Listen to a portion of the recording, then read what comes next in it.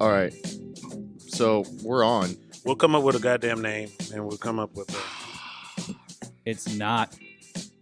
I think It's not the Four Horsemen. Welcome to the Four Horsemen. Not the name because All right, we're all married men. Yeah, There's we only are. 3 of us. There's a lot of problems with that name, and I feel like that's too generic of a name. Yeah, that's why I like the Also- Killer Threes. The Killer 3 is a little inside. I don't know why that's a little inside compared to other names of the possibilities.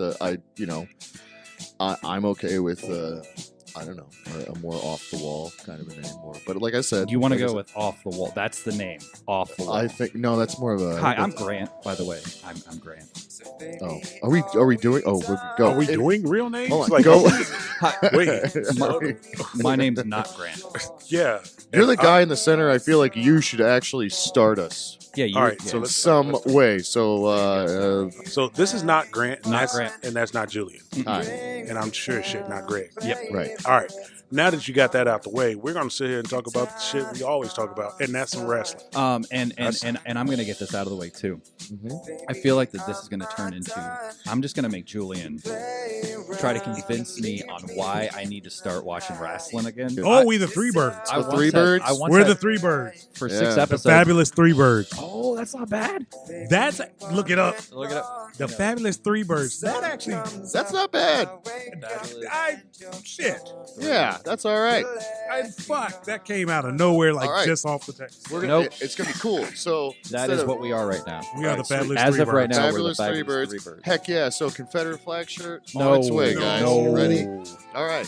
All right. Do you want to do an actual introduction? Yeah, welcome to the fabulous Threebirds. I'm not Grant. And I'm not Greg. And I am not Julian. Are you sure? No. Welcome back. We are the fabulous Threebirds. I'm not Greg. I'm here and I'm not Grant.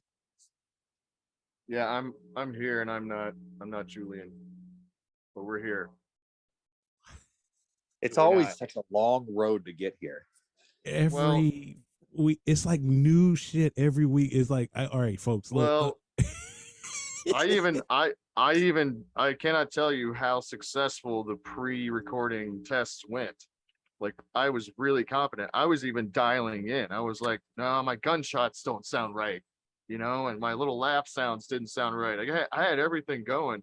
And Yeah. then something about the Zoom settings once an actual meeting begins is not representative of your test when you're offline before. So, what are yeah. you So gonna do? if Julian sounds like a robot, every Blame- week is machine. Yeah, blame my Amazon Prime Day Chinese, intellectual property knockoff, cheap piece of shit device that I bought. Yeah, he bought the one that's obviously not the exact one I have, because Well, and I went off of no. Here's the thing: it could be. It's just that this is like they ran out of yours, so they just spray painted on this one. if they ran out of mine, then it's not the same. It's another. It's a cheap Chinese. Other. Hey, man. knockoff. It's called 10 lamp. Okay, 10 lamp. No, know, that's that- not what what. That's not what I got. Right. Yeah. What does a lamp have to do with fucking audio? So Yeah, you might have to go back and they were like, it looks like a lamp. you might have to go back and find the exact one I said. It's fine. I mean, But is it?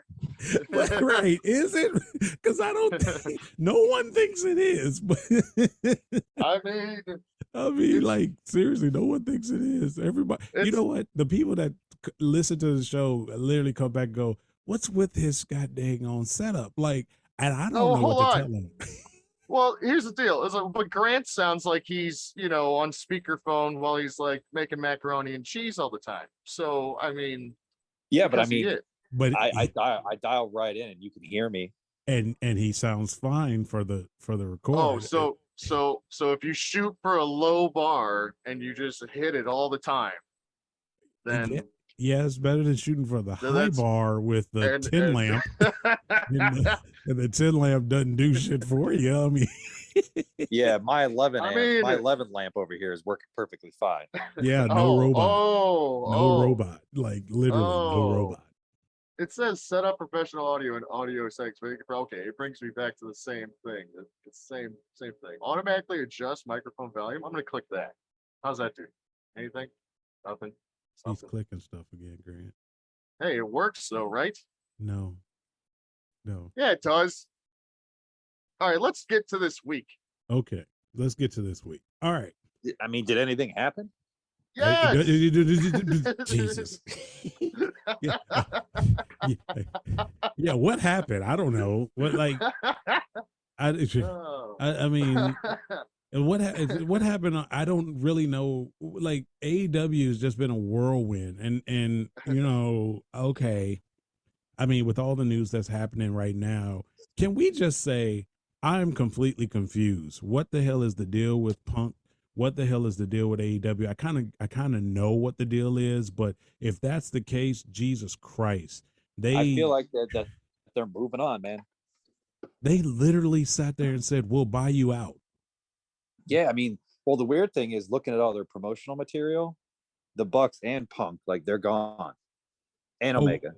Wait, the Bucks are gone. See, I didn't see that part. So this. Well, is I mean, news I to don't me. know if they're gone. I mean, I doubt they're Yeah. gone out of the company, but like they are not being promoted. Oh no, they're all suspended. I get that. Yeah. Like they're all suspended, but it looks like Punk's suspension, once it's up, like they're just gonna buy him out and then he can be free to do whatever. Which, Yeah, I mean, I think he's going to disappear again because I don't know if anybody's going to want him after this. you know, the funny yeah, go ahead. Well, so it kind of adds up in this way that he's actually out for an expected 7 months, along with basically a one month paid suspension or unpaid suspension or something, whatever it is. I think it's a month. So basically, when you start adding all this up, it kind of turns into like any other sports contract where it's like, we're only going to really have you for 3 months after you come back. And do we really need to do that 3 months or can we just buy you? So they can buy him out under suspension for essentially as cheap as possible, cut their losses and go. So business wise, it makes a lot of sense, unfortunately. And because of how litigious CM Punk is, you might as well just cut your losses and kind of save it. I don't know, to avoid some kind of a lawsuit, which he may still do anyway, I guess. Well, see, okay, if I don't know if he's going to do a lawsuit. Like, here's the thing: Punk is in the driver's seat here because he's going to get his contract completely paid out, so he's going to make a bunch of money and doesn't have to necessarily do the work. But if you're AEW, well, you could say Tony has the money to do this, but if you're AEW, you put all your eggs in that basket and it was actually profitable for you. So this is not one of those things where it didn't turn out the way you thought it was going to turn out and you let him go. He was making you a shit ton of money. Now, the guy who seems to have a problem with a lot of people in different organizations is going to have another problem because you brought him back. He thought he was coming back to actually help build your company. And then this happens. You didn't provide a safe working environment for him. And you chose to side with the EVPs over Punk. And that's your decision if you're Tony. But this just looks hella bad. Now, WWE, Triple H being Triple H, if he could put his stuff aside with Cody, which I think he has done, I don't see how he could not put his stuff aside with Punk. And if I'm Triple H, I'm gonna put all that aside and do what's best for business. And if you saw Punk come back on a Brock Lesnar type schedule to the WWE, it'll be worth it. I mean, the way that I look at it now, if I was Triple H, I'd want nothing to do with him. Just because I just got this company handed to me and it's getting like traction. People are liking what he's doing and he has enough stars there. Right. I don't think he needs a shit stir right now because now that this has happened for two different companies, like where he's gotten angry and left, whether he was right or he was wrong, like you're just going to have a problem on your hands. Yeah, I see your point. I see your point. It's just, I don't know. I like that would stick it Tony, I don't think Triple H is in the business sticking to Tony. Like, I don't really think he's worried about him. But like, think about it. If the WWE can present Punk the way he needs to be presented, but like you said, I wouldn't want to touch him, but I was just thinking business wise, that's the type of thing you could do. You could literally go, I'm gonna take Punk, and eventually I'm gonna take MJF, and good luck. Well, yeah, he's taking MJF. Yeah, like good luck. It's like Tony has. God Lord, But the other thing too is that has this, like, in the fans' eyes, like I've been, sitting there on Twitter and sitting there reading articles, like the first time. So when he left WWE, right, like he became a martyr because it was like, oh yeah, fuck Vince McMahon, and he shouldn't have done that to Punk. But then like this time, there are people that have like turned against him and just like went on the side, like not even the side of the Bucks, more of just like Punk's just whining at this point. Yeah, but I'm saying, like, if you look at the events as they are presented, minus the stuff that we're hearing that we can't confirm, the events as presented, is he just whining in this situation? Like, it's the boy who cried wolf type thing right now. I think this was legitimate. This one was actually legitimate. And if you look at it just on the surface, the man said something, went to his locker room, people barged in his locker room and attacked him. He defended himself. I'm like everything he has to do to kind of like get people to forget about it, because there's a lot of people on Punk's side, but there's a lot of fans, like you said, are just like Punk's whining, blah blah blah. But here's the reality to it: the Bucks, if the Bucks are gone or in whatever, and Kenny, nobody gives a shit. Like, truthfully, nobody gives a shit about Kenny Omega. There's those few fans. So his actual wrestling stock is in the toilet. He can keep whatever EVP job. And quite frankly, if people are saying Punk's whining, everybody hates Adam Page. Like, seriously, at this point, Adam Page completely fucked himself in the eyes of most wrestling fans. So whatever they do at AEW to like build up Adam Page to be the best thing ever it's for naught. Well, the odd turn of events in all this is that, like, so you get rid of that big group, right? The Elite and Page and Punk. Now that they aren't on TV, the fans seem to be like reacting positively to the show now. Yeah, that's what I'm saying. Like, you almost gutted the thing to a brand new start. People will love John Moxley. Obviously, I would have went the way of Danielson, but yeah, I understand Moxley. Like, I'm not hating Moxley being champion again. But why aren't we putting that belt on Danielson? I don't understand it. I don't know. That's the thing. That confused the fuck out of me, because you could do so much with Danielson, and quite frankly, I think Danielson and MJF would have been fucking amazing. And it can still happen. I'm not saying it can't still happen, but it's to the degree of like, if this was the perfect storm, just do it this way, and then Moxley being Moxley could have gotten the belt at any given time. It's almost to the point of you don't need to put the belt on Moxley, but I understand why they did. He's like rallying the troops. They're going to rally around him. If that's the case, him and Danielson have the locker room now, fine, do whatever. Mm-hmm. But everybody wants fucking MJF to have this belt. So what you have to do is not fuck this up. You have to build this MJF thing, and what he's doing.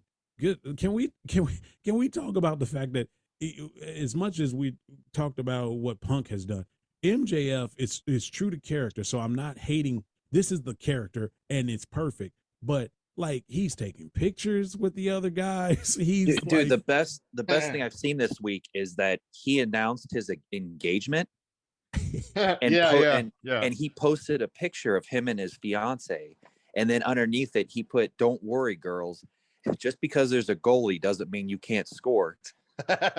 Yeah, it was so even in that serious moment, he never breaks character. It just kind of reminds me of how how some people have been like that in the past, but they've given up on it, but he's stuck with it. So like Lana famously was staying in character offline until she wasn't, and then it just broke the spell. Then you saw what happened there. So I mean, even his parents have been playing along with this thing, and so everyone's playing around, playing their part in his real life healing of everyone 24/7. And he made a lot of TV. Like he made an appearance with Ariel Hawani. He was on I think, was it Bleacher Report or BT Sports or something, but he's been doing these long form interviews online on really big platforms lately. So he's been getting a lot of exposure since coming back. Yeah, and this is what I'm saying. This man is pure money, pure. He would be the best, and a lot of people don't think he's the best in the business. As far as the young crew of people, he has got to be on top of his game as far as young folks in this business. Like he is doing everything right, and yet and still he's not getting the recognition or the push that he deserves. And I hate using the term push, but I'm saying like the creative for him is kind of still, hey, yeah, we know you're there, but we kind of want to do this thing. We want to, go this direction. And I don't know why they're going that direction. It should be like they killed Wardlow. Wardlow is like, no one gives a fuck. I don't care about that TNT championship. Like to me, it's too many belts and it's too many stupid belts. Like if you're gonna do it, do simple belts that everybody can understand. You obviously can't call it Intercontinental. You can do a TV, which they got TV, but you can give Chris Jericho the Ring of Honor belt. Are we going to talk about that? Yeah, we'll glaze over that. There's some glazing to be done. Ready to glaze over AEW Grand Slam. We're going to make some Christmas ham and we're going to glaze. So the big things here, because you could be generally excited about the new direction in if you want, but you can also be unexcited about the new direction because it's very similar to what the old direction appeared to be, maybe kind of even at the beginning of this whole thing. So just to glaze, first big moment would have to be, I guess, to go over is Chris Jericho, who I've been kind of back and forth. He's not that great in the ring anymore. He's turned in some, all right matches here and there lately because there's been less gimmicky shit. But he's been and I don't know, maybe this Jericho Appreciation Society is what he should have started off with story-wise. He's kind of just had a different version of this thing. Like this is iteration 4.0 of him having some kind of supporting heel faction thing. All of them have Judas playing, just to hear that over and over and over again. I think it's kind of bad for everybody that's around him, but it seems like that's the theme for Jericho's AEW run, is kind of drag people down and latch onto young people and do silly shit and play out some kind of top guy fantasy. And this is another example of that kind of happening because now he's the Ring of Honor champion. And, which kind of shows that he's, he wanted to get the 8 different world titles, which is another notch in the belt that he can put in a book later. But it's also very markish. And I think it's just silly. And these Ring of Honor titles, like you were saying, just make no sense to even have. The match was all right, but who in their right mind believes, just like any other physical mismatch, that Jericho would be able to beat Claudio, like physically, in his shape and at his age. So the realism of that one goes out the window, and I don't know. It just keeps this belt around forever until, I don't know. I wish he would have changed the name of it, thrown it down, and made it the Jericho title or some bullshit, and then maybe it could just fade away. Yeah, because they don't have actual wrestlers at Ring of Honor. I mean, technically, Tony owns the content, but not. I mean, it's not an actual promotion. It's not like NXT. He's not having a whole nother roster and running up and down the road with the quote unquote Ring of Honor crew. So it kind of makes no sense. It just is it's a title at this point, and like you said, he's just collecting titles. It's almost like he's just collecting stats now. He's padding his stats. And I don't know if it matters, 10, 20, 30 years from now. Nobody's going to understand that he was padding his stats. They're just going to see the stats and go, that guy must have been real great. But it seems pretty stupid because of, like you said, the age that he's with, the talent that they got. I mean, I would be more, in his corner if he's like helping build this talent, and he may be thinking that he is helping build the talent. He actually may think this is what you have to do to help get some of these young guys over. But let's look at it. You have Wardlow, Hobbs, MJF, Claudio, Moxley. What's the guy that just came off suspension? I'm blanking right now. Kingston. Yeah, Kingston. You have Kingston. You have a bunch of folks that could actually do something, and they make their own name, meaning, they operate outside of the quote unquote old school fan bubble of all these guys of yesteryear that we just would love to see based on the fact that we grew up with them. Take that out of the equation. Take us off the table. Put all the new fans of wrestling into it. You have guys enough that could actually do it on their own, and yet and still, instead of pushing, I hate using the term, but instead of pushing those guys in their space, to kind of not necessarily make you forget about these guys of yesteryear, but to put them into the Legends arena, you're literally having a guy pretend he's still relevant in this space, that he's not the age he is, and that he can still do it. It's almost like, seriously, like, what makes The Rock great when he comes back? Because he's not trying to be the top of the mountain. He just goes, I'm the top of the mountain, and then you see him and he's gone. He's not literally trying to go, hey guys, I'm over here, you want to sit with me? I'm the cool guy. Look, I'm the Ring of Honor champion. Or look, guys, I'm the AEW champion and I'm 50. Like, come on, guys. Like, come on. Like, at this point, come on. You don't see Sting doing it. Sting is not sitting there coming out going, guess what I want to do?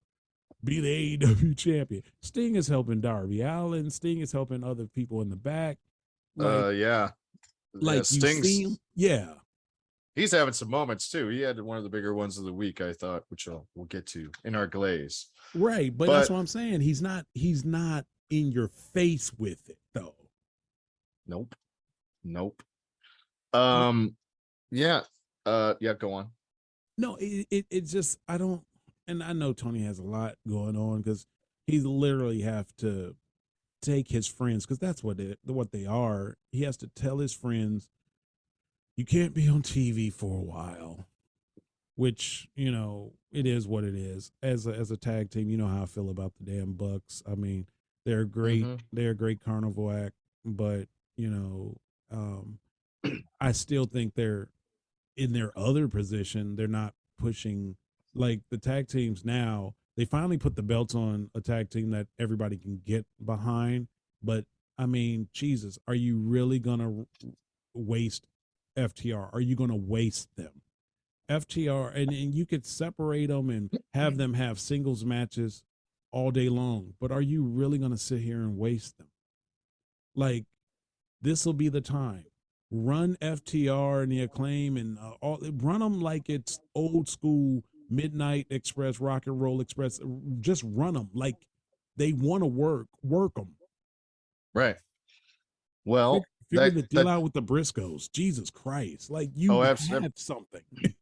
They do have the potential for a very good tag team situation, which does get to the second point of the glaze, which is the Acclaimed did predictably win the tag titles in a pretty big happy moment over Swerve and Our Glory, who just kind of like switched heel real fast right before, but that works out because their characters can be kind of heelish and either way.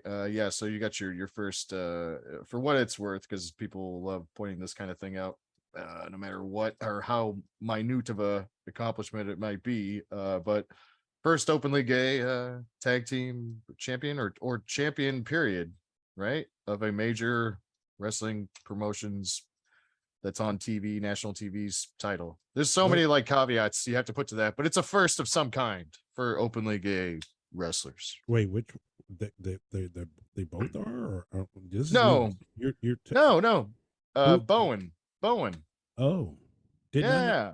did not know that, Openly- or did not pay attention. I guess. Oh, I shared you the little article. He had a little quote saying that he, swore to his grandmother on her deathbed that he would be the first openly gay champion. And so a couple years later, here we are. So kind of a story, that's to the side point. But yeah, you're right. He's done more, in that regard, not to touch this radioactive type of subject, but he's done more than Sunny Kiss for this project as far as that goes, and also just kind of went out there, got over, it didn't matter, and I think that was kind of cool.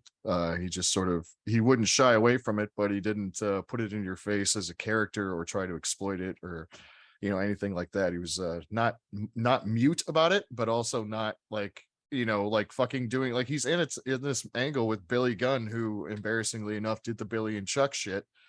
And that's when you handle it in a hokey way or whatever, exploitative way. Then this was, you know what I mean, like kind of just, hey, by the way, and then you get kind of a good little Ron Simmons-esque moment out of that. But see, look at Billy Gunn. Billy Gunn's doing it right too. He's a guy from yesteryear, but he's not in your face. Like, he figured out how to work his gimmick. I mean, he's got new catchphrases. I'm not a fan of the catchphrase, but I mean, see, when you have folks that know how to work the gimmick and like progress the character, it's amazing. Like, lean on them. On them. I mean, like, you brought in all these people from yesteryear for a reason, because you were trying to build your company and get a fan base, because you knew a bunch of people were like, oh, Big Show is there. Oh, Mark Henry is there. Oh, Billy Gunn is there. Oh, Sting is there.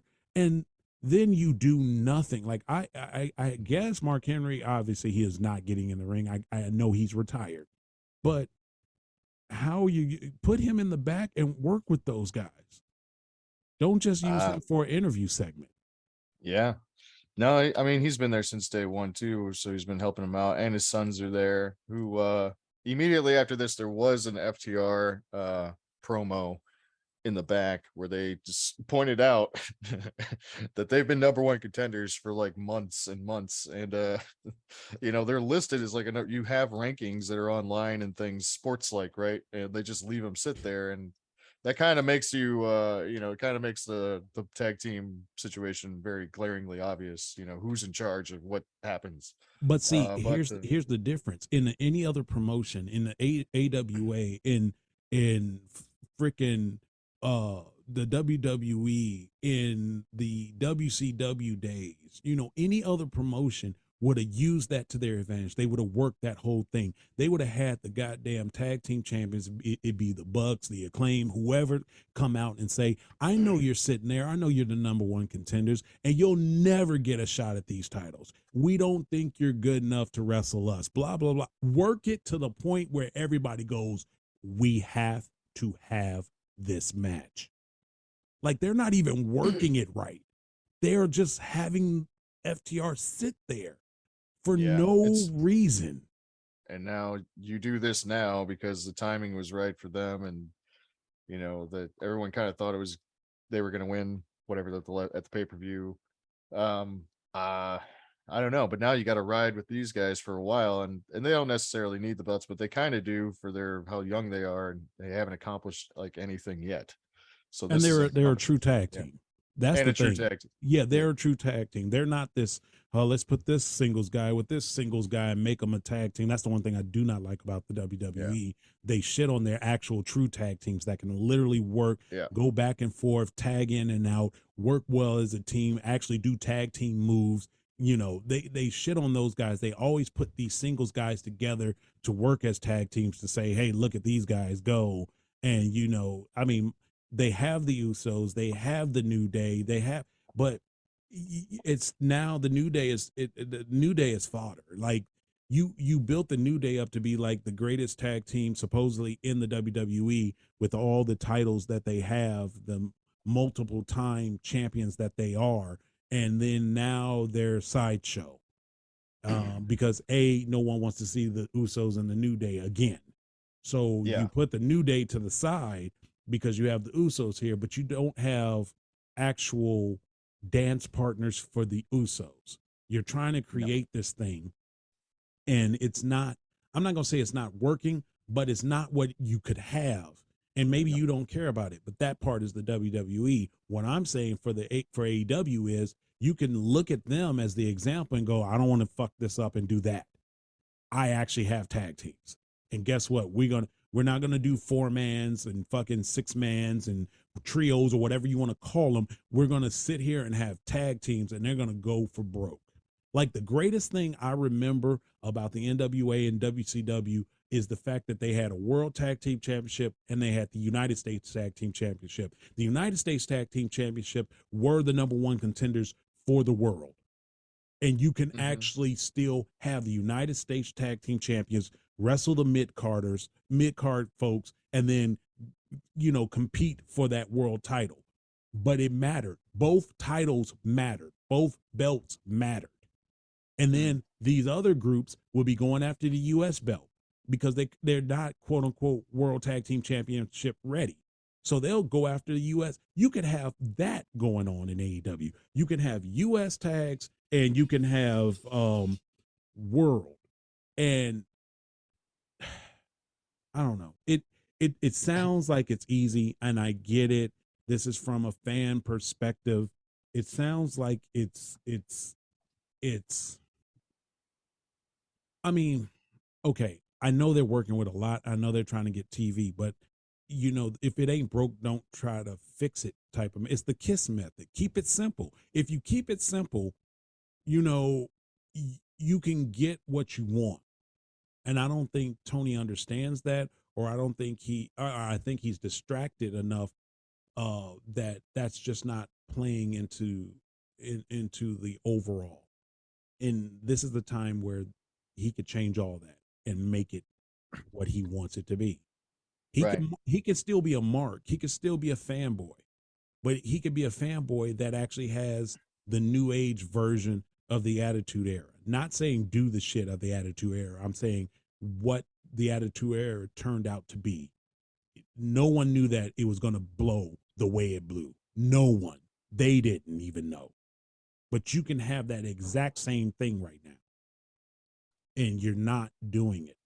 If the Bucks are gone, if Kenny is gone, if you sit Adam Page down, because quite frankly, no one gives a shit about Adam Page, take this opportunity and build your fucking roster and do what you need to do and watch everybody go, I love AEW. FTR is fighting their claim all the time. FTR is the world champion. FTR is calling out the Briscoes. FTR is calling out the Usos. Like, you could actually have this. This is what I'm saying. Like, it doesn't have to end because Punk is gone. It doesn't have to end because the Bucks can't, play on TV. And it doesn't have to end because Adam Page is like the worst of the worst as far as the boys in the back. Meaning, you don't want to listen to actual veteran leadership. You want to do what you want to do. And then on top of it, you went into business for yourself, which doesn't make you any better than anybody else that went into business for themselves. And on the fact that you went into business for yourself at the most inopportune time. Right. So that was a hell of a rant. Hell of a rant. That was a hell of a rant. And there was more, though, that happened, which could go to the other division that they want to build up, which is the women's division. And Tony Storm, our favorite friend of the show, beat Britt Baker and Serena Deeb and Athena in the 4-way. Typical AEW 4-way title match that they have with lots of stuff at the end. And it wasn't bad, but that's not the story. Soraya came out. That is the former Paige came out, made an appearance, and apparently she's like a Gila monster or something. She just kind of like licked the crowd. She was just doing Miley Cyrus face the entire time, but so I don't remember if Real quick that was though, is it actually pronounced Soraya? it's Soraya. It's spelled Soraya. Okay, you can add that twang to it if you want. I mean, you can say it like that if you want to. See, this is what I'm talking about with he's making macaroni and cheese. You can hear the bubbling like cauldron in the background. There is no bubbling cauldron. Dude, but you are making something that involves boiling something. No, I'm not. Does it sound like that, Greg? I didn't hear a cauldron. Maybe Okay, like some because I am sizzling. standing still. Oh, are you baking? No. Oh. Standing still. You're just standing still? You're like standing up in a room, not moving, talking to us. Yes, that's exactly what I can send you a photo right now if you want me to. That'll be great. Can you imagine him just in the middle of a room, just standing there? I can just turn on the camera. Here, look. Just it's like blurred out. There's right, the room that I'm standing in. That's like a kitchen, living room, open floor space kind of a thing. So that's a little different than just a room. Like, I mean, Keep going with your fake page rant. I don't have much of a rant. I'm just saying there's more questions than anything. Like, question number one, is she actually going to wrestle? Because she was definitely doing the whole put the arms up of the baby face thing, which is like what she just got done doing the last time she was in the ring. She was managing. So is she just going to be a manager? I don't know. Is that what she's going to do? Or is she going to get in the ring? Because she definitely didn't set up anything like that with this appearance. And she just sort of came out, got a pop, and raised some hands. But it was a good surprise. And I don't know if that's 6 months on the dot, but that seemed like it was about as soon as it could happen for her, contractually speaking. So, thoughts?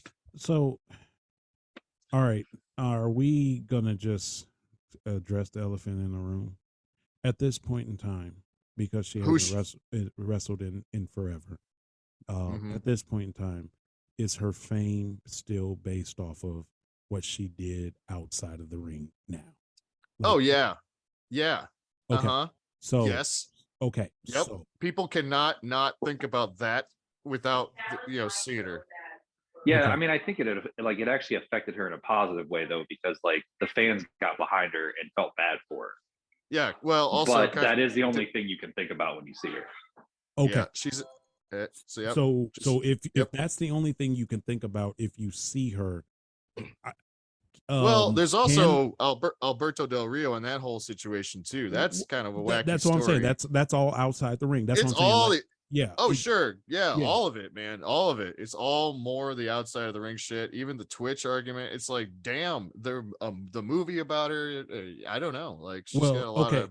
Right. So the movie was based on the inside the ring stuff. What I'm getting at is the fans of AEW and or wrestling fans now in the I see her as an entertainer personality type. I don't see her as a wrestler. So therefore, I'm not expecting her to wrestle. That's what I'm getting at. Do you think she's there with the fans' expectations of her even wrestling? Because I think she'll still get the same pop, the same love from the fans if she doesn't step foot in the ring and lace up some boots. So that's what I'm asking is she just a name now? Is she the meat and potatoes and not the wrestler anymore? Because if that's the case, they're paying for what they're getting. Yeah, I think she can be like a Roddy Piper. I think she can just very rarely get in there. So apparently she is medically cleared and all that stuff.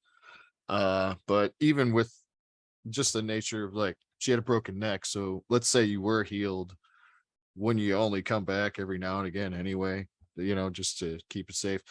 But you could definitely see her if she's capable of doing it, then cool. But like if she's doing Julia Hart bumps every night, Jeez. If she's skimming off tables like it's 1996 ECW in a bingo hall, then like that no. really hurt. I mean, seriously, that looked like that really hurt. Oh, that was some botchamania action. That Yeah, could have I'm been wondering way worse. if I'm wondering if we're allowed to talk about that because I don't even know if she's still alive. Okay. Yeah, I don't know. I don't think she's dead. They didn't say anything about. You figured you'd hear that, like she's dead. Anyhow, well, so it's a wait and see with Saraya or Saraya. It's not Saraya. That's a bad way to say that. How did Excalibur say it? I think he said Saraya. You actually listen to Excalibur? I don't listen to him. I mean, the volume is on sometimes, but I don't. He said Saraya. That's like the first time Yeah. I heard her name actually said. It was from Excalibur. Yeah. So and then of course the last thing that happened on the first half of their grand slam from Arthur Ashe, which did look really cool and is a good venue, I think, for this stuff, was the it could have went either way. I kind of felt like after the promo last week, it was going to go this way. So John Moxley gets the title in the finals of the little makeup tournament to crown a new champion, no interim title. And it was babyface versus babyface, and they could have went the other way and it would have worked, but they're going this way. So, meh. So can you have now Jay Lethal worth something? Can you actually figure out a way to get Jay Lethal in there? Like, Yeah. I mean, at this point, are you going to waste Jay Lethal too? Like all your good talkers, man. If anything, if you're not going to do wrestling on a wrestling program, all your good talkers, you can promo us to death, but at least put the best of the best in there. Like, seriously, this is the time. I don't know how. I'm so frustrated. I am so frustrated with the creative direction of this show because you're trying to get another TV deal. And again, the AEW diehards are going to be the AEW diehards. I get that. But for television, you're speaking to a different audience. That's just how television has always gone. Television is not changing. You have to branch out and speak to more demographics than just one. You just do. So why not speak to multiple people versus that diehard base that's going to buy the ticket regardless? I don't know. It could be me. Sorry, it just could be me. But I would literally get Jay Lethal in. I mean, you don't have Malachi Black anymore. You're wasting I almost called him Rusev. You're wasting Miro. And he's taking his gimmick and doing some amazing things with his gimmick too, but you're wasting him. You got Claudio to come in and then you do that to him. Like, what are we doing? Just please explain it to me. What are we doing? I really don't know. So I don't know. I saw her. I heard the pop. I was interested in seeing what she would do. Am I saying that she needs to go and if she's medically cleared, wrestle Jade Cargill? I don't know if I want to see that. I think if that's to happen, I don't know. Like Britt Baker. Right now, Britt Baker is in a holding pattern. Because we know what she's capable of doing. We know that she still has the fans behind her, but unless you're gonna like just say fuck it, we're putting the strap on her and we're gonna let her lead that division. What are you doing with your women's division on top of this? You brought in a person that might not wrestle. Okay, you brought in what is Ember Moon's name? I am so glad. I want to call them all their Athena. Thank you. Athena. You brought in Athena, and that didn't work out as well as. Not saying she's piss poor or bad or anything. I'm saying it's just something's not clicking. She doesn't have the right dance partner yet. I don't know who that Yeah. dance partner is. I mean, but this involved all of their top females other than Jade Cargill. And it's I'll just read it down. It's Tony Storm, Britt Baker, Serena Deeb, Athena. Oh boy, gosh. It's the British one, Jamie Hayter. Jamie Hayter. Yeah.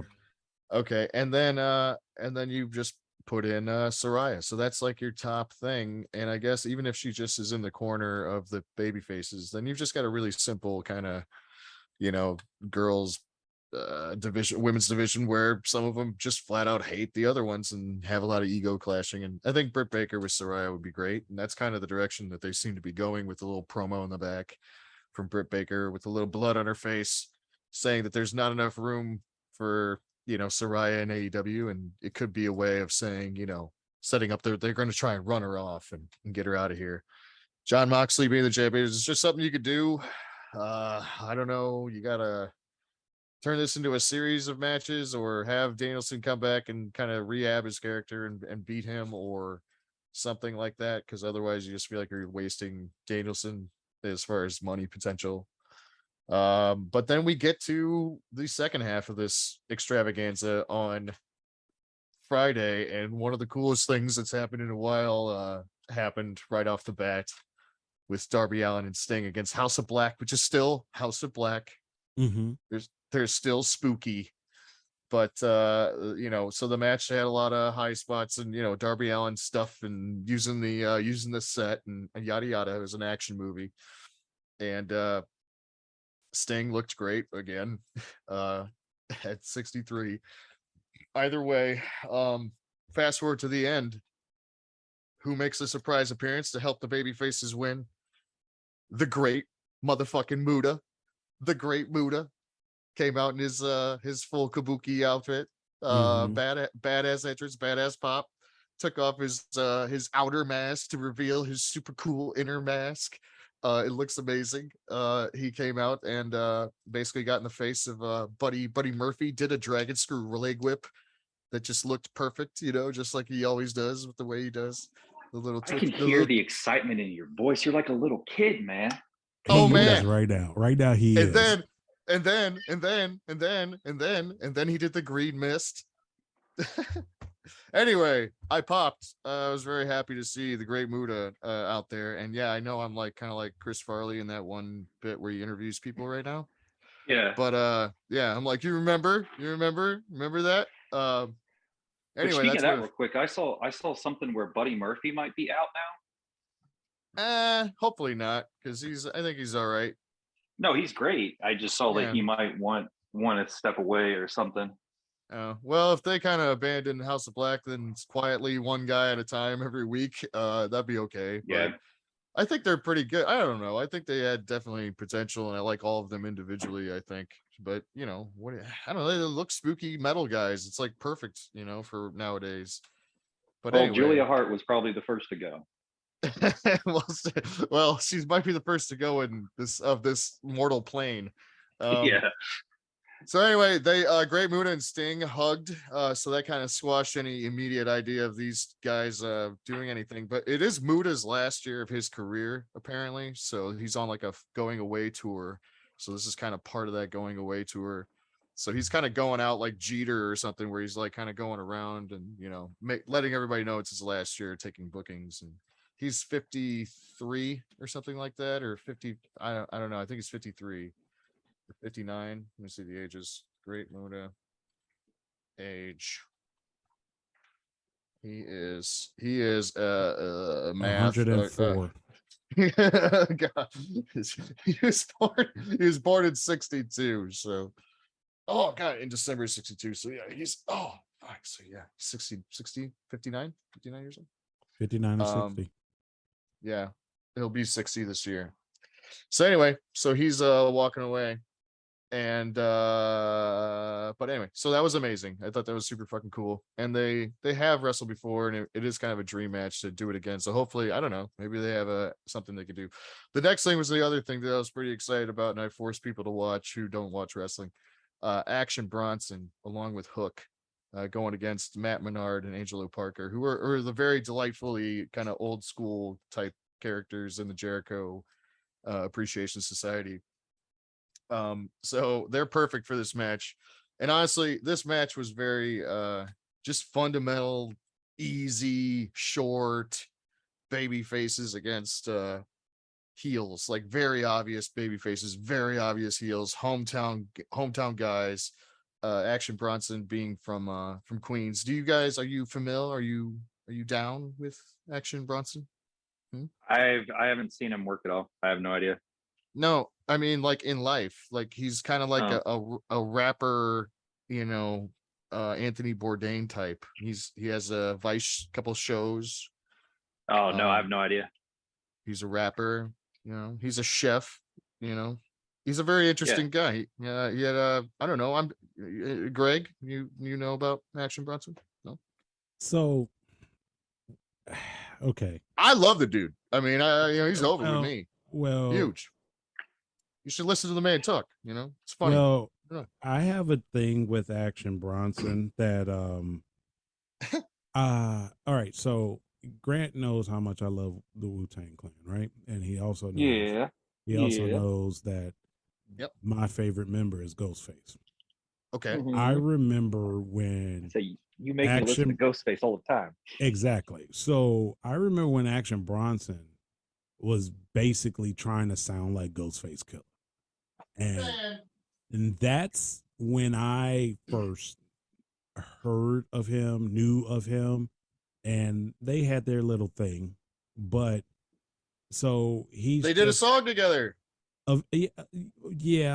Later. But if you compare the styles, he does try to sound like. So I know who he is, but as far as wrestling, you know, everybody's trying to get in on this. I mean, ever since Bad Bunny made a bunch of actual workers look like they weren't working. Now, I put it this way, they weren't workers. He made a bunch of wrestlers look bad at what they do by being better at it in a short amount of time. Everybody is trying to jump on that train. Well, Action Bronson, apparently, who was even just here performing at Riot Fest in Chicago the weekend before this weekend where he went on Rampage. I mean, he was bouncing around, taking bookings, doing shows, just on, and didn't really train anywhere near as much as Bad Bunny. He said he only did it, you know, they made that little training video, said that they was doing actual workouts with Hook, but not a lot of wrestling training. The match itself, he kept it real simple. He is a big dude, but he's recently lost like 100 something pounds, like 130 pounds. He was 300 and something. Right. And now he's trimmed down. So he's been kind of that's another little side note to him. He's been kind of a health, you know, lose weight, get in shape kind of story. And this is kind of part of that. He's super athletic and, you know, big, but all he did was shoulder blocks, did the old school shoulder block, routine off the ropes, ran the ropes well, just did clotheslines, did an Oklahoma slam. It looked great. He looked like he got super fucking gassed when he did a tag out because his hot tag was to Hook was not hot. It was like an exhausted man needing to tag out. So he probably got he rapped on his way to the ring, almost seemed to blow himself up with that. I mean, so I think he got emotional. I think he didn't breathe right, maybe. And he just got excited and got a little winded, but he didn't need to do much. He did everything he was probably scheduled, you know, so-called to do. And then they got the little double choke out to get the win. And it was just, I liked it. It was entertaining. And it's great, like sidebar thing for Hook to do. Like he doesn't need to be involved in big stories. He can be his own little side story all the time. And I just feel like he's being handled right. And I think Taz has something to do with that. Okay. So the next thing that happened. Oh, well, not God. Listen, we're not going match by match, but Sammy Guevara and Eddie Kingston had a match amidst their personal turmoil, and it wasn't bad, but it wasn't bad. This feels like, again, if you're treating this like a pay-per-view, then okay, and I guess they kind of have to. But that felt like one you wanted to save for something, or maybe they're gonna keep it going. I don't know. Whatever. Jay Cargill once again came out and just laid a fucking turd in the ring, man. Like, just this is bad. And again, you're saving her for all your big events, so it's just this catch-22, and we've spent a lot of time on that. So moving on, Golden Ticket, which is like the third Money in the Bank thing that they have as a company, which is way too many. Was won by a Hangman Adam Page. So as much as we just think he was in the doghouse, he's right back at it, being yet another guy that can cash a prop in for a title shot. So there's that. Oh yeah, because MJF still has whatever he has, right? Yeah. He's got a chip or whatever too. So there's a golden ticket and then a casino chip, and I think a stuffed donkey is, you turn that in and you get a shot. I'm not sure. Jungle Boy and Ray Phoenix had a kind of a stinker, and then on Rampage, what was the big thing on Rampage? Oh, was that it? Huh. Well, probably. Hold on. The Ricky Starks against Powerhouse Hobbs, was that your main event other than this golden ticket fiasco? Yeah, probably. No. Oh, that's it. Yep. Shit. Well, I guess yeah, I definitely was not interested in watching the Battle Royal, so I did not watch that. I think the booking of Hobbs and Starks if this was it, then okay. I think they did that way too fast, and it was way weird. Wardlow and Samoa Joe combined to make Ward Joe, which they said, which was funny. But yeah, the other story of the match was during the Sting, Darby Allin, House of Black, Muda coming out extravaganza. Julia Hart got power bombed. Essentially, she's got knocked off the apron or whatever, but essentially it was being like power bombed and skimming off of a table, and then hitting her back very bare to the ground, seemingly concrete, with her head just barely missing a guardrail. Like, it got right underneath. She like slid underneath like a little dart. And everybody here at the Fabulous Threebirds thought she was a goner. So yeah, I think the text thread happened pretty quick. So yeah. Other than that, yeah, that's about it for that. And then Jay Lethal was in the thing, and you saw a mixture of their stars, and Miro should have been maybe the guy to win that battle royal, to give him a little something. But yeah, other than that, you had some WWE crap go over. Yeah, the one thing I want to ask, oh no, Greg, do you have something? No, go ahead. Yeah. The one big thing I have is, like, how are we feeling about this Logan Paul Roman Reigns thing? Is it just a cash thing for Saudi Arabia? A little bit. Like, we can't take it seriously, right? Do we really think? And this is where we'll get swerved. But do we really think that all of this has been done for 2 years just so he'll lose to Logan Paul?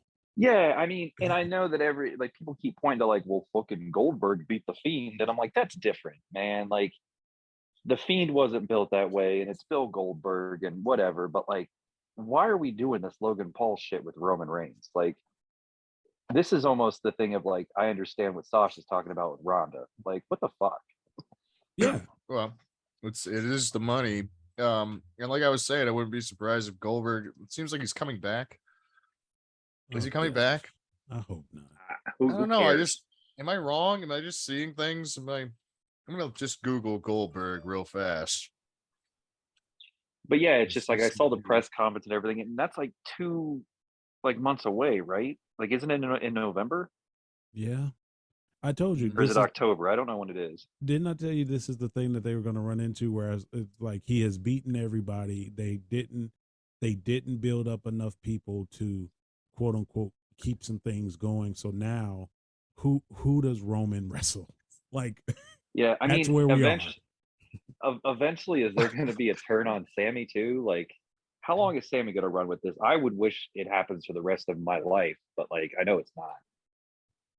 The Sammy part is freaking hilarious to me because he's like the best. Like, number one, he is popping the Usos. Like, Yeah. Oh yeah, he's just doing stuff to make them laugh, I feel.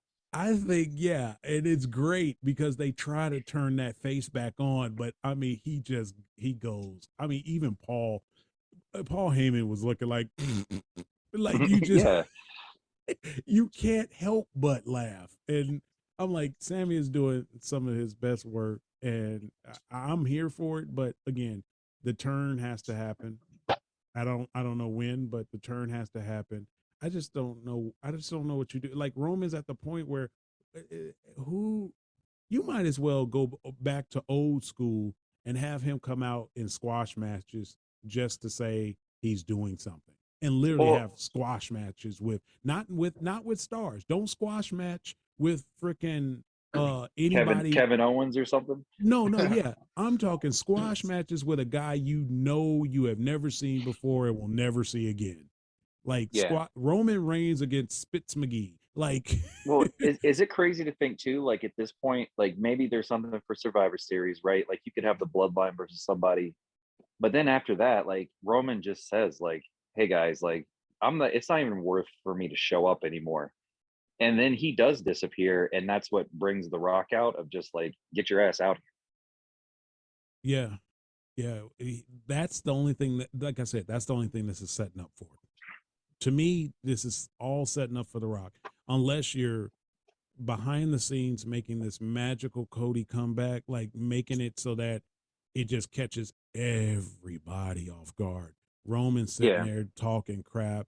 It's Royal Rumble time. He's like, if you're expecting The Rock to show up, I got a spear with his name on it. You know, name on it. We'll have some beers afterwards. Yeah, like Roman is like, you can make Roman just sit there and go, you can keep dreaming about The Rock. It ain't happening, blah, blah, blah. And then bang, Cody comes out. Like something like that. If that's what they're building up to, then I'll sit there and have patience. But other than something like that, this is all set up for The Rock. So and we can't didn't Seth, like, the story's not done with Seth, is it? Like, didn't something happen when they had the match? I can't remember, but I mean, I thought there was something that happened there. Like, it was weird. Like, everybody else, he's actually, like, he's had a defeat, whether he's had the cheat or not. But like, I thought something screwy happened with Seth. Yeah, something screwy happened. I mean, something screwy happened with Lesnar when you think about it. He piled a bunch of shit on top of him, and you know, whatever, and had like 5 people help him, and yada yada yada. So, thank you. Julian just figured it out. He just solved this. Ladies and gentlemen, he just solved this. This is what's going to fucking happen. Roman's going to get all the way to, let's say Royal Rumble, right? Maybe Cody comes back at that time, right? And no one's going to think about freaking Brock Lesnar. And it's going to get to the point. Please don't do it to me, Greg. It's going to get to the point where Roman they're going to do the match so that the Rock match can still happen at WrestleMania. They're going to do the Cody Roman match. And I kid you not, that match is going to be amazing. And all of a sudden, Roman's got it in the bag. And then you hear fucking Brock's music. Yeah, but he's a zombie now. No, he's not a zombie. No. He needs to be like the mountain zombie from Game of Thrones. He needs to come back from the dead. Well, he's not dead. He just had a whole bunch of shit piled on him. We all know he's not dead. But No, I think they should kill him and then bring him back. no, literally, he comes No, back and fucks up Roman's Bray- title reign. And right, and Actually, I Bray mean, that- Wyatt raises him from the dead. That's not the worst idea because that saves him still for The Rock. That saves him for The Rock. He fucks up the title reign. It gives Cody the fucking belt that he can get it back from before WrestleMania. Mhm. Everybody wins here because no one would think about Brock. No Yeah. one. No, Except And- for And fans Brock- of and Brock- zombies. and Brock's happy Brock right now, so he would do it just to screw over Roman. Yeah, and he doesn't have to wrestle. Like he doesn't have to show up anymore. Like No, it's a Guys. win-win for Yeah, everybody. I like where your head's at, but get where my head's at. I got 2 words oh for you. my. Crow Brock. How? I mean, I wouldn't be mad about that. Like if they tried, like they put a wig on him and painted his Crow face. Crow Brock. Number one, you have to have Brock give a shit about the fans. Yeah. But he doesn't. You want to do what? You want to do what to me?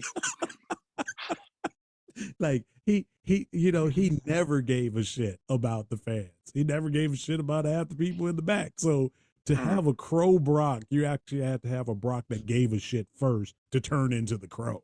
So No, the one thing that they haven't done No, he yet, just right? wants revenge.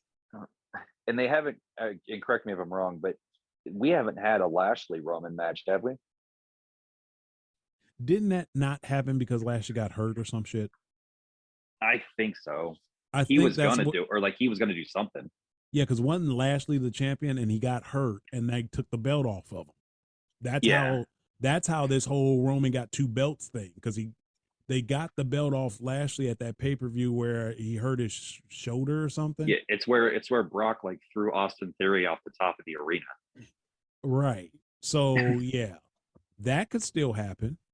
That actually, that's all that's that left. could be something. Yeah, that could be like a Rumble thing, like just to get you another month, towards WrestleMania. That could actually still happen. Anything is better than a Crow Brock right now. Like, Oh, I'm making a T-shirt, man.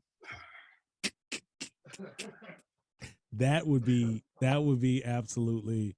It'll be funny, but again, I just think if you're trying to fit a bunch of shit in before the Rock match, and you want quote unquote Roman to actually have a loss before the Rock match, so the Rock match doesn't matter as much of a well, we can't put the belt on the Rock.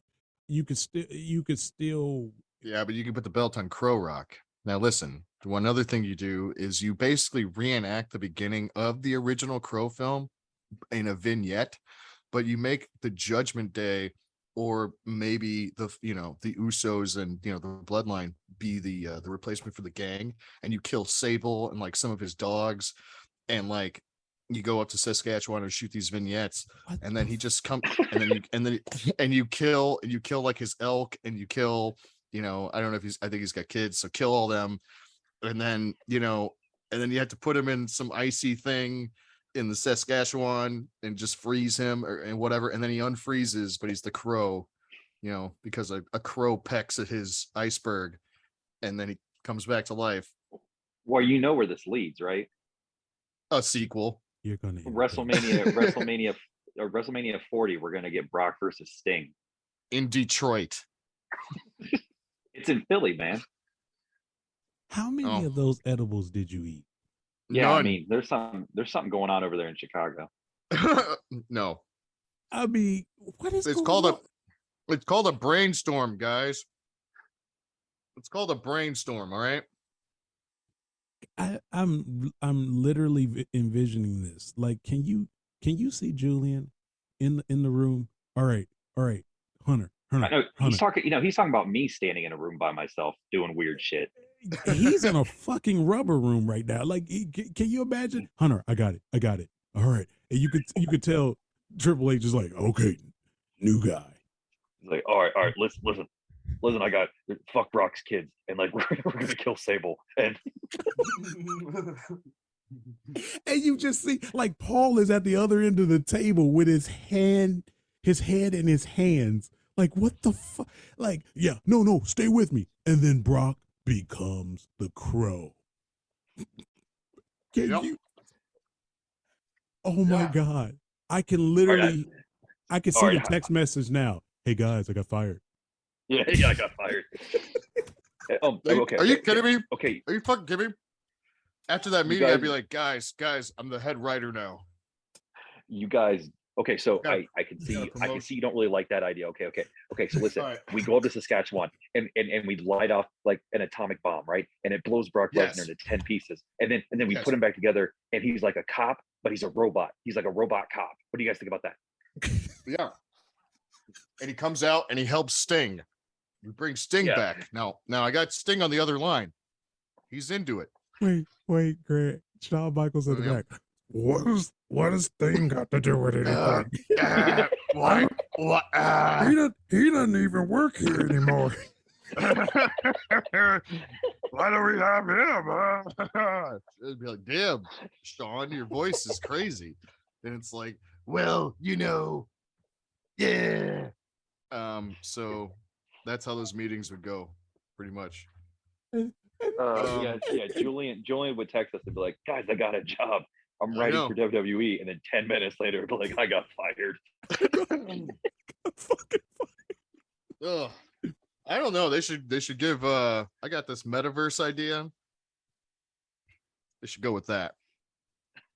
But what if you did make Brock Lesnar like Wolverine? Oh, You know, God.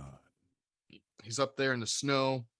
You gotta make some like you gotta come back, Brock. Like kind of action. Why movie not just bring vignettes. him back the way you brought him back to No! SummerSlam?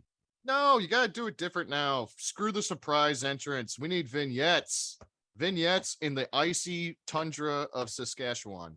I'm telling you, we need to go up there. We need to shoot. You gotta shoot that. He's just fishing. He's carrying a tree on his shoulder when he comes back. You know, Triple H helicopters in. He helicopters in, right? And and Brock Lesnar's carrying a tree as he's walking up, and he's just trying to live a quiet life of a man on a farm in the cold. And Triple H is like, we need you to come back. And Brock's like, I don't do that no more. And then, you show him a video of like how Sable is being held hostage by the Usos. Like, we got this package yesterday. And it's like a picture of them, and they're being held in Samoa. And Brock's like, all right, fine, I'll fight, but for my family. And then he just fights to get his family back. Grant, are you listening to this shit? Like, what's Sable doing? She's just in the house going, who's these black guys coming in here? Like, what is she doing? Yeah. No. You keep her mouth shut so she doesn't have to have any lines. It's not even the black guys. They send Sammy to go steal Sable. Yep. Like, what's up, Oos? Yep. Oh my God. And then, like, I want to go back to his Lesnar impression. Like, I don't do that no more. Yeah, what was that? I mean, I don't do that no more. Folks, I'm sorry. I understand. No, that was with them. I really do. That, I get it now. I get it.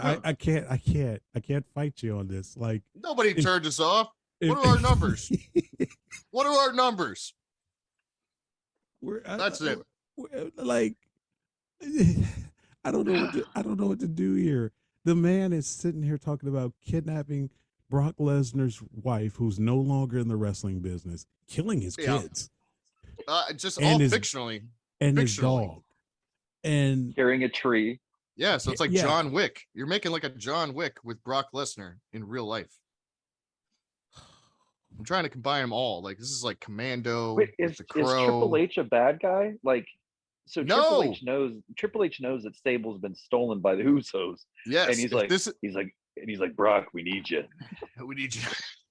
I got some, Yeah. I got some news, Brock. How does Brock not know that his wife was fucking stolen? No, because this is like Commando or Rambo, where the hero is off, you can't get a hold of his ass. That's why you got a helicopter in, you know, because the phones don't work. The man doesn't need email, doesn't use any of that. He lives off the land. So you have to go find him and tell him, you know, now he just got back from a hunt or something. You got to write that in there because, you know, why would the family get kidnapped? You know what I mean? From the house, you know, if he wasn't there. So obviously he was out hunting elk in the woods for a few days and comes back. Family's gone because Sami Zayn broke in a very James and like with like a crew, right? With like all these Samoans. It's like a James Bond movie or something. But anyway, no, it's like John Wick. It's gonna be like John Wick, but with Rambo. And so basically, like Triple H is like the general from the Rambo movies, where he's like, John, you're the only one that can get these men out of there. You know, some shit like that. But hey, it writes itself. It does. It definitely does. And this is why you don't do drugs, kids. I don't know about that. Drugs are bad, okay? Listen. So what else happened this week? Is there any other? Let me ask you about this list, because they did a top 11 superstars, women superstars, televised wins in 2022 for the WWE. And the names are on this list. I'm going to give you the names first, and I'm going to give you the actual numbers of wins. So the names go Bianca Belair, Liv Morgan, Naomi, Dana Brooke, Rhea Ripley, Ronda Rousey, Alexa Bliss, Sasha Banks, Raquel Rodriguez, Becky Lynch, and Asuka. Bianca Belair is at the top, obviously. How many wins do you think she has in 2022? She has like 5. Okay, so she has 18. wait, and ask me how many wins Liv Morgan has. 5. I'm gonna stay with that. She has 18. Liv Morgan has the same amount of wins in 2022, televised wins, as Bianca Belair. Is this on like Saturday, like the main event? Like, when is this happening? Well, they're probably counting that bullshit like where they throw Bianca in a tag team or something too, right? I have no idea. The third person on the list was Naomi, right? She's got 13. Dana Brooke, she's been gone for half the year. Correct. Dana Brooke has 13. Well, she's the champ, right? Like, she's probably on Saturday main event. Yeah, I mean, she's the fake, the whatever that belt is now. The 24/7, right? Yeah. Rhea Ripley has 11. Ronda Rousey has 11. Alexa Bliss has 11. Sasha Banks has 10. Raquel Rodriguez has 8. Becky Lynch has 7. And Asuka has 7. What's going on here? Like, I don't know. Fake news, right? Or is that alternative facts? Is that being is that truthful? Because I bring this up because I'm going to tell you where we're going here, and folks may not like it, but they are trying to push and make Liv Morgan a legitimate champion. Yeah, that's where we're going here. Well, I mean, I saw that with this. That's why I was upset about the Shayna stuff. Like, we're in it now. They're keeping it on her. Yeah, we're definitely in it, and and this is not a knock to Liv. I'm just saying what we thought was the transitional champion is not a transitional champion.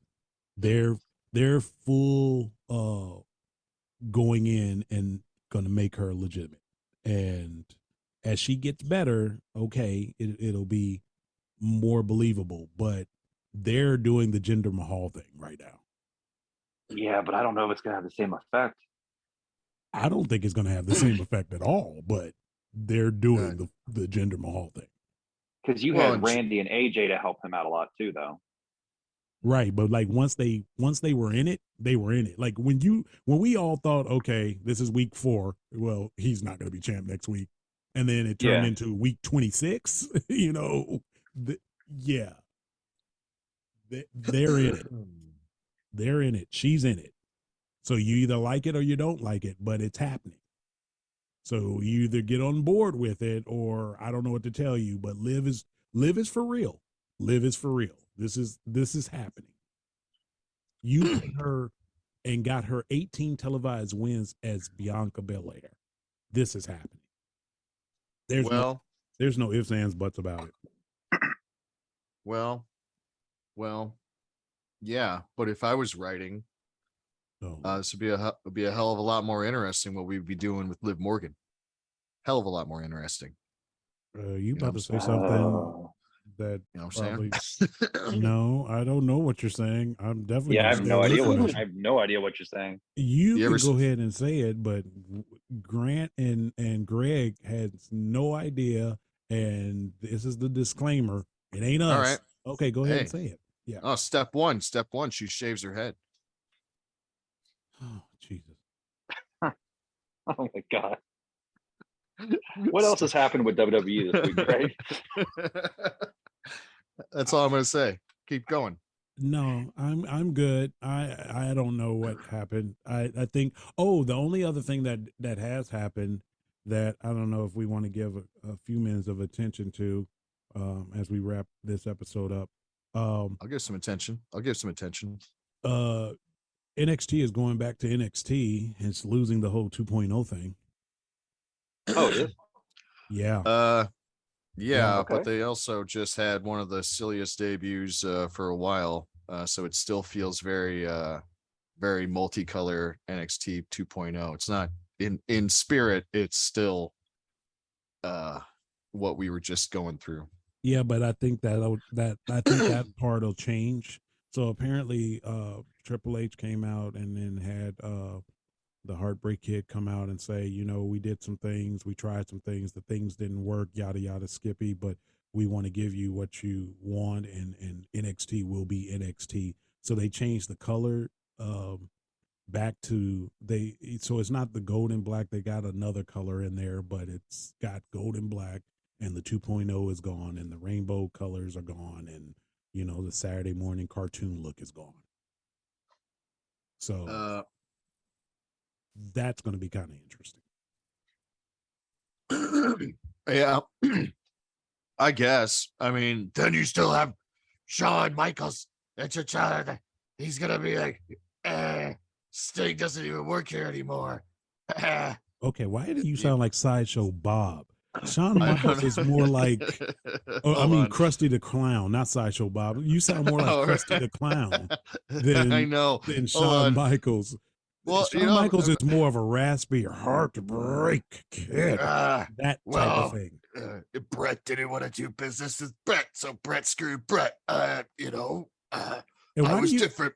I was different back then. You're falling into a Triple H because you're putting the in it. Like, what is going on here? Okay. Hold on. All right. Hold on. So he's like, Brett and I didn't see eye to eye on a lot of things, but I was different back then. I said, fuck Jesus. And Jesus. Whoa. Okay. Well. Good. A little better. So, hey guys, thanks for joining us this week. God, I knew when I was watching that Nitro girl, I saw who I wanted to be with for the rest of my life. Now you sound like a drunk Shawn Michaels in the bad old days. Like, you sound like whatever conversation he was having at the bar. Like, seriously, what is going on? Seriously, we just talked about the business 24/7. If you didn't talk about the business, you didn't go in our car. That one wasn't actually too bad. That one actually, he got better. That one he fell into. That one is believable. I can go with that. All right, so I think we hit a lot of things.